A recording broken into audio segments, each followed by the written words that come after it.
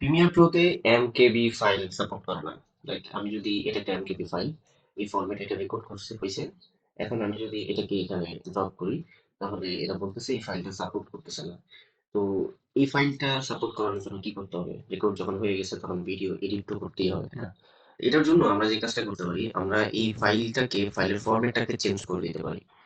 তার মানে হচ্ছে এগুলো এখন এমকেবি তে রেকর্ড করা হয়েছে, এখন আমি এটাকে কনভার্ট করে এমপি4 এ করতে হবে।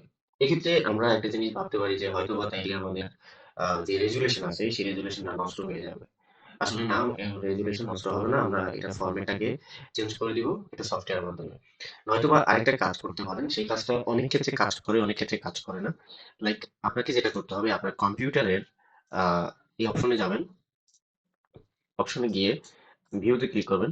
এরপর এখানে ফাইলে যে এক্সটেনশন আছে সেটা হাইড করা আছে, হাইড এক্সটেনশন, এই যে এটাকে মানে আনচেক করে দিতে হবে। করে দিলে এই ফরম্যাটের যে ফাইল এক্সটেনশনটা আছে সেটা শো হবে, দেখাবে।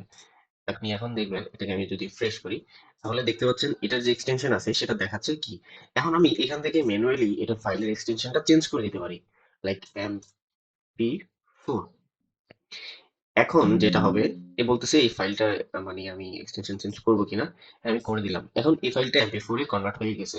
এটা কিছু কিছু কেসে কাজ করে, অনেক কেসে আবার কাজ করেও না। তো আমি এখন ড্রপ করে দেখি এটা কাজ করে কিনা। এর বলতেছে না, এই ফাইলটা এখানে সাপোর্ট করবে না, কিন্তু এটা অনেক সময় ইমেজের ক্ষেত্রে হয় বা অনেক কাজে এই জিনিসটা আমরা করতে পারি।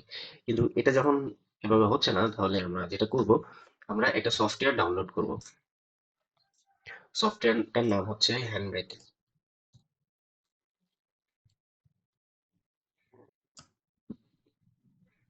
তো এই যে ফার্স্ট লিঙ্কে ক্লিক করে এই সফটওয়্যারটা আমরা ডাউনলোড করব। এটা বর্তমানে লেটেস্ট ভার্সনেই আছে, তো আমরা এখানে ক্লিক করব।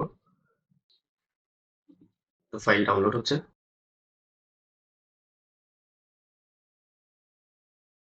তো ডাউনলোড হওয়া কমপ্লিট। সো আমি ফাইলটাকে এখন ইনস্টল করব। ডাবল ক্লিক করব। ডাবল ক্লিক করলে ফাইলটা ইনস্টল হবে, ইয়েস করতে হবে।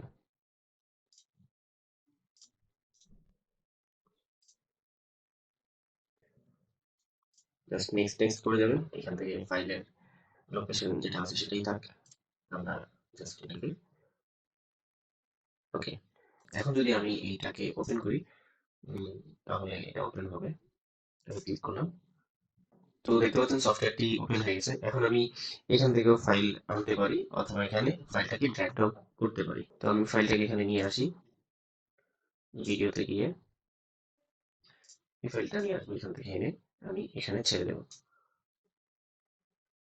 তো এটা হচ্ছে আমার সেই ফাইল। আমি এখানে মাউস কার্সারটা যদি রেখে স্ক্রল হুইলটাকে যদি ঘোরান, এতে আপনি এটা প্রিভিউ দেখতে পাবেন, অথবা এখানে ক্লিক করে প্রিভিউ দেখতে পাবেন। তো এখানে আপনার ফরম্যাট আর মেথড দেওয়া আছে, তো এটাই সিলেক্ট করে রাখবেন। আর এই জায়গায় আর কিছু করতে হবে না, এখানে কিছু ডিটেলস দেওয়া আছে আর কি। তো এখানে আর কোনো কিছু করার নাই, এখানে জাস্ট ডিটেলস গুলো দেওয়া আছে আর কি, আপনার রেজুলেশন সাইজ যেগুলো দেওয়া আছে।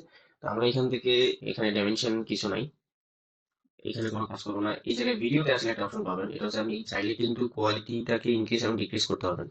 আর যদি এদিকে নেন তাহলে এটা কোয়ালিটি ডাউন হবে, দিয়ে নিলে আর একটু ইনক্রিজ হবে। তো এটা ডিফল্টলি ঠিক আছে, 22 আরপি তে পারফেক্ট। এরপরে এখান থেকে চাইলে আপনি এই ফাইলটা আপনি কোন জায়গায় সেভ করতে চান সেটা আপনি লোকেশনটা সিলেক্ট করে দিতে পারেন, সেটা আপনি এখান থেকে পাবেন। আমি আসলে মাইক্রোফোন কানেক্ট করতে ভুলে গেছি। So sorry for that. জানি না রেকর্ডিং কেমন হয়েছে। আমরা জাস্ট এখান থেকে আমাদের ফাইলটা কোথায় সেভ হবে সেই লোকেশনটা দিয়ে দিব। এখানে যদি আমি একটা নতুন ফাইল ক্রিয়েট করি, এইচবি দিয়ে দিলাম, হ্যান্ড ব্রেকার, বাট এরপরে লোকেশনটা সিলেক্ট করে দিলাম। তো এরপরে অ্যাড কিউতে ক্লিক করব, এখান থেকে কিউতে ক্লিক করব, এবং এই জায়গা থেকে আমি স্টার্ট কিউতে ক্লিক করব। তো একটু অপেক্ষা করতে হবে, এই ফাইলটা এখন রেন্ডার হচ্ছে।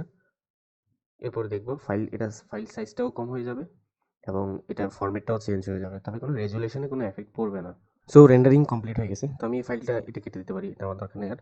আমি ফাইল চেক করবো কিভাবে, এখানে আসলে আমি ফাইলটা দেখতে পাবো। তার আগে দেখি এই ফাইলটার কত সাইজ। এই ফাইলটার সাইজ হচ্ছে 295 MB। আর এখন আমি যেটা রেন্ডার করছি, এটা এমবি সাইজ হচ্ছে গিয়ে 188।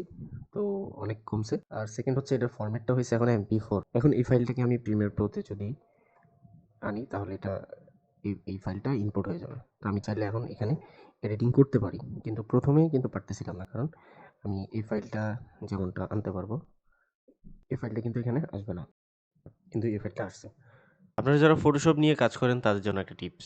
একটা সফটওয়্যার সাজেস্ট করতেছি আপনাদেরকে। এই সফটওয়্যারটা ইনস্টল করলে আপনারা ফটোশপের পিএসডি ফাইলগুলোর থাম্বনেলগুলো দেখতে পাবেন। স্ক্রিনে যেমনটা দেখতেছেন এখানে কিন্তু এই পিএসডি ফাইলগুলো, এগুলো থাম্বনেলগুলো কিন্তু খুব ইজিলি দেখা যাচ্ছে। বাট কিন্তু নরমালি কিন্তু আমরা এটার থাম্বনেল দেখতে পাই না। তো ভিডিওটা দেখার জন্য অনুরোধ থাকলো।